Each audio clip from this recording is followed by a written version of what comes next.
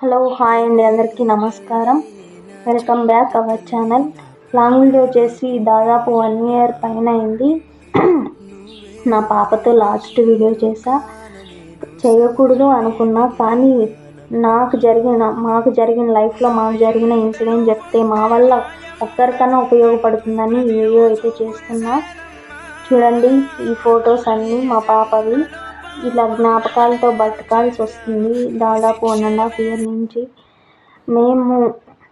మాకు జరిగిన ఎవరికి జరగద్దు. 2025 అనేది మా లైఫ్లో మేము మర్చిపోలేము. నా బిడ్డ జ్ఞాపకాలతో మేము బతకాల్సి వస్తుంది.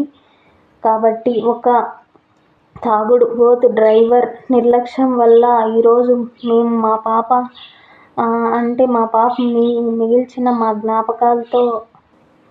మిగిల్చిన జ్ఞాపకాలతో బతకాల్సి వస్తుంది.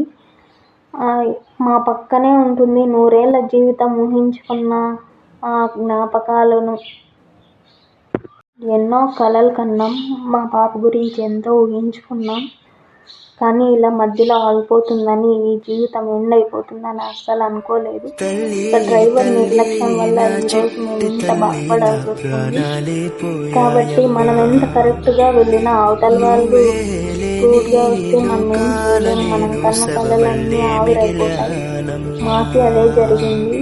2025 ఫిబ్రవరి 20 ఆ దేవుడి వెంకటేశ్వర స్వామికి గుడికి వెళ్తుంటే తిరుపతిలో యాక్సిడెంట్ జరిగింది. అప్పుడు పాప చనిపోయింది. నాకు చెయ్యి డ్యామేజ్ అయింది. ఈ చెయ్యి మానింది, కానీ మా పాప అయితే మాకు తిరిగి రాలేదు కదండి. ఆ దేవుడు ఎందుకు ఇలా చేస్తాడో అర్థం కాదు. ఆ దేవుడు దర్శనానికి వెళ్ళింటే మా పాప మాకు దూరం అయింది. ఆ రోజు మేము చేసిన తప్పు ఒకటి ఉంది. సీట్ బెల్ట్ పెట్టుకుంటే నాకు కానీ నా పాపకు కానీ ఏమయ్యేది కాదు. ఆ రోజు ఆ నిర్లక్ష్యం వల్ల ఈరోజు నా పక్కన నా బిడ్డ లేకుండా ఇలా జ్ఞాపకాలతో, గోడల మధ్య జ్ఞాపకాలతో బతకాల్సి వస్తుంది. ఏడ్చని రోజు లేదు. కానీ మా పాప మా దగ్గరికి తిరిగి వస్తుందనే నమ్మకంతో మేము బతుకుతున్నాము. ప్లీజ్ అందరూ ఈ వీడియో చూస్తున్న ప్రతి ఒక్కరు మేల్కోండి. మీరు కరెక్ట్గా వెళ్ళిన అవతల వాళ్ళు కరెక్ట్గా అయితే రారు.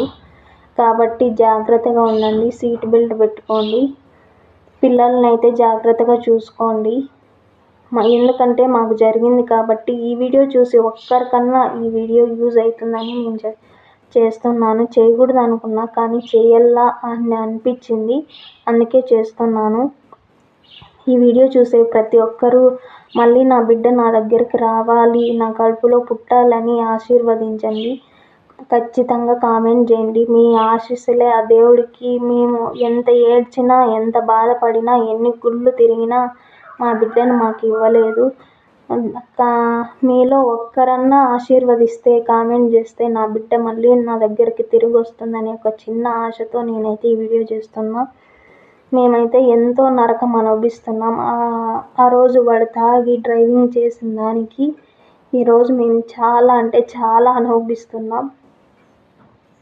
కానీ హోప్ మళ్ళీ మా పాప మా దగ్గరికి తిరిగి వస్తుందని అనుకుంటున్నా. అందరికీ